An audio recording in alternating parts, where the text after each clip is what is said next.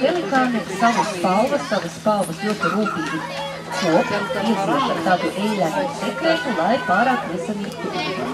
Jūras krautiem šis sekrets ir ļoti maz attīstīts, un viņi pēc peldēšanas ir spiesti iestāvēt krastā un žāvēt savus spārnus saulītē, lai tās mitrums izskatīt. Tātad, man liekas, tagad paēda gan pelikāni, gan jūras kraukļi, viena otra kāja arī dabūjusi savu tiesu. Tātad visi pabaroti. Uz saules baseina vidū mēs redzam tādu konstrukciju, ko parasti jūras kraukļi izmanto līgstu būvēšanai. Šogad ar līgstām nekas īsti nesanāca, viņam tā grupiņa ir neliela, bet tad, kad viss būs kārtībā, viņi noteikti agri pavasari sāks uz tiem zariem būvēt līgstas un pārēt tur savus mazuļus. Tātad vērojot pelikānus un jūras kraukļus, un pulkstens vienos ir lemūru barošana. Lemūri atrodas pie kropu mājas, ir laiks pastaigāties gan pa kropu māju, gan citu. Pulkstens vienos ir lemūri.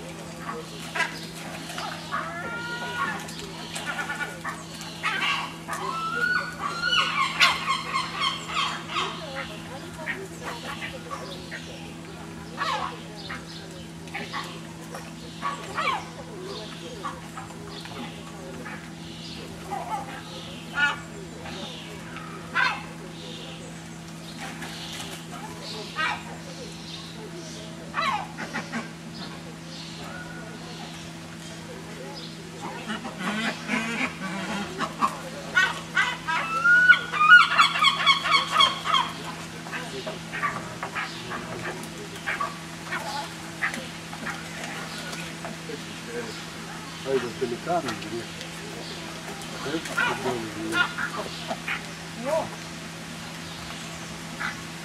Так ты хоть это... На халяву видео, я не